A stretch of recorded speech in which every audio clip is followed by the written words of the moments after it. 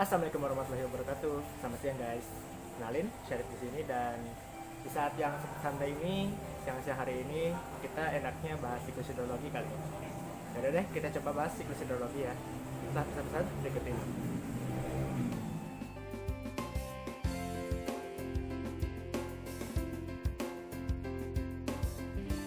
Oke, jadi sebelum kita memulai lebih lanjut tentang siklus hidrologi, mari kita bahas apa sih sebenarnya siklus hidrologi tersebut.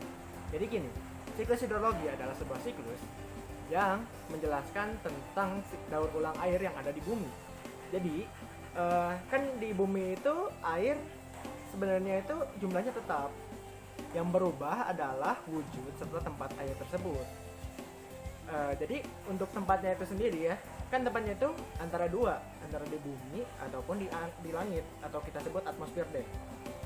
Nah untuk wujudnya itu kita tahu wujud-wujud air itu kan ada banyak ya, ada berupa cairan, padatan maupun gas, seperti itu guys. Jadi untuk hidrologi itu sebenarnya adalah sebuah siklus yang menjelaskan tentang perputaran air yang ada di bumi.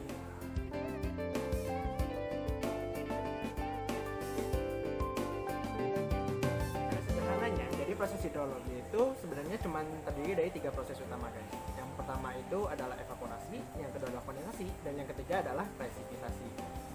Nah untuk evaporasi itu kalau dijelaskan itu memang adalah penguapan air. Jadi air-air yang ada di bumi itu diuapkan menuju atmosfer. Lalu kondensasi itu adalah pengumpulan uap-uap air tersebut kemudian berubah wujud menjadi gas seperti awan. Nah, jadi awan-awan itu adalah sebenarnya uap air yang terkondensasi, guys, dan berkumpul. Nah, lalu jika sudah semakin jenuh dan jenuh, awan tersebut kemudian suatu saat pasti akan turun menjadi hujan, kan? Nah, turun menjadi hujan ini adalah yang disebut presipitasi.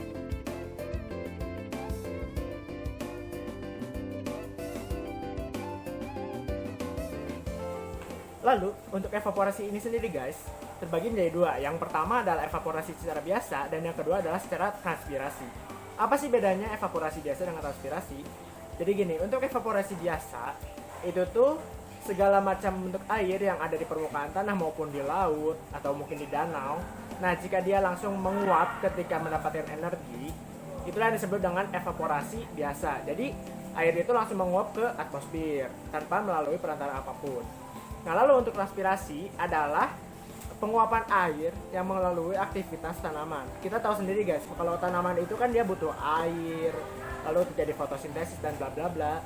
Nah, air yang diciptakan oleh proses tanaman ini yang kemudian menguap pada atmosfer, itulah yang disebut dengan transpirasi. Begitu guys. Jadi bedanya itu ya, kalau transpirasi ada proses tanamannya.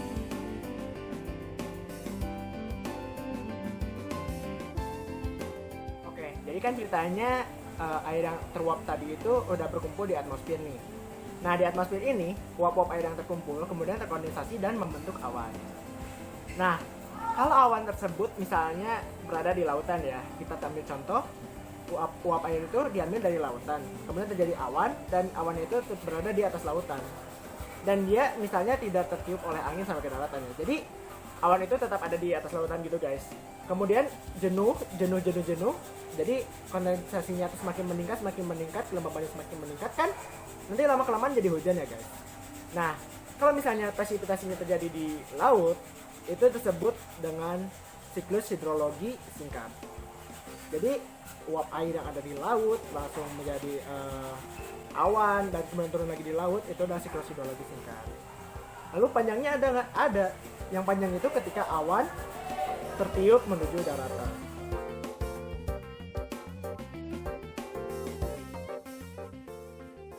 Kan awan tadi tertiup ke darat nih. Ke darat ya, taruhlah misalnya ke gunung gitu kan. Nah, kita tahu sendiri guys, di gunung itu tidak cuma ada tanah ngebumbuk gitu doang kan. Ada juga tumbuhan, apalagi rumah, manusia, ya macam-macam lah pokoknya ya. Nah, tapi kita fokusin dulu ke tumbuhan ya. Jadi, misalnya air hujan itu turun ke tumbuhan, itu disebutnya bukan presipitasi lagi, guys. Tapi disebutnya intersepsi. Nah, jadi ingat-ingat ya, air hujan yang turun ke tumbuhan, melalui tumbuhan, itu disebutnya dengan intersepsi. Begitu, guys. Nah, lalu apakah berhenti di intersepsi? Tidak. Jadi, air hujan kan misalnya mengenai tumbuhan nih, kita sebutnya vegetasi lah ya, tumbuhan vegetasi. Nah, kemudian airnya kan mengalir kan, taruhlah dia mengalir melalui tangkal, dahan, atau kita secara umum sebut aja batang lah ya. Nah, aliran air yang menuju batang ini dan menuju tanah itu disebut dengan stem flow. Stem flow, oke, stem flow. Stem flow bahasa Indonesia apa?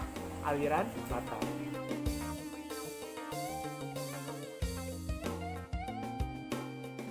Ya taruh presipitasi biasa itu kan dia langsung jatuh ke tanah gitu, kita anggap aja seperti itu. Nah lalu ada stem flow yang dari batang. Nah kan kedua-duanya ini kemudian ujung-ujungnya mengalir di tanah juga kan. Nah yang mengalir di tanah ini kemudian akan mendapatkan 3 aliran guys. Yang pertama adalah aliran overland, yang kedua adalah interflow, dan yang ketiga adalah base flow. Apa sih beda-bedanya antara 3 ini? Jadi gini, untuk overland adalah air yang mengalir di atas permukaan tanah. Oke paham? Jadi kalau ada air yang mengalir di permukaan tanah, nah itu sebutnya dengan overland. Nah, tapi kita tahu sendiri bahwa sebagian air kemudian terserap ke dalam tanah.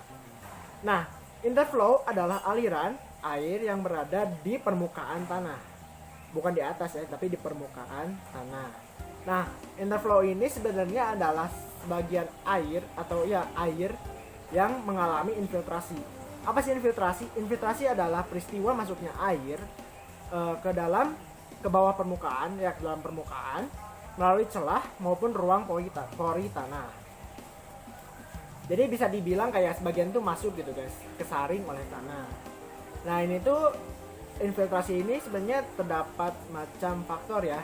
Coba kalau kita lihat di sini, faktor-faktor yang mempengaruhi infiltrasi itu ada permeabilitas, tutupan vegetasi, volume air, intensitas curah hujan, tingkat presaturasi, topografi tanah, serta tingkat evapotranspirasi. Begitu guys. Nah, kan jadi yang tadi ada overland, kemudian dia mengalami infiltrasi menjadi interflow. Begitu guys. Apakah berarti ini interflow? Tidak. Jadi kan tadi ada lagi kan namanya base flow.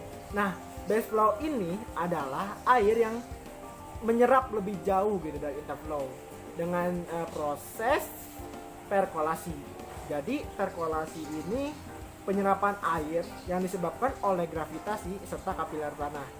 Jadi kalau kita bayangin ya, ada overland nih, overland. Terus dia ada semacam tadi kan pori-pori tanah keserap tuh air. Nah, serap air itu kemudian mendapatkan aliran baru nih di permukaan tanah. Nah, itu disebut dengan interflow. Nah, interflow ini sendiri kemudian ada lagi yang terserap gara-gara kapiler dan gravitasi menjadi aliran paling bawah nih. Aliran paling bawah ini yang disebut dengan base flow. Gitu guys.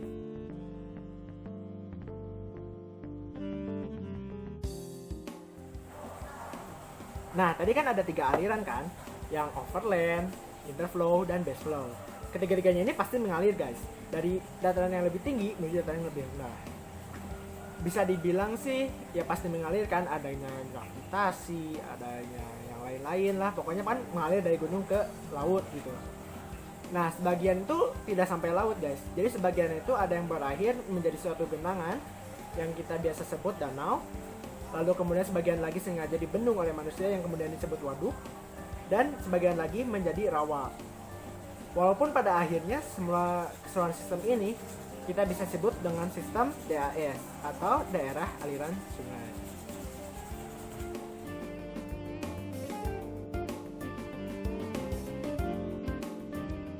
Ternyata walaupun sederhana, tapi siklus hidrologi sangat seru kalau kita bahas ya guys.